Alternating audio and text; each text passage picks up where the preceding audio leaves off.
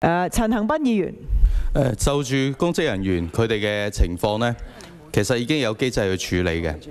我認為佢今次呢一個提出個急切質詢呢，係醉翁之意不在酒，在乎呢借個機會表演下，針對下警察呢個質詢。如果急切嘅話，佔中破壞秩序，搞手而家出邊逍遙法外，掟磚搞手而家喺外國享受緊學位嘅特權，隨時可以翻嚟搞亂香港嘅秩序。仲有，如果係關注公帑嘅話，梁游兩個人爭我哋立法會好多錢，咁點解呢啲唔去提呢？就係偏偏要向警察落井下石。你呢班究竟係咩人嚟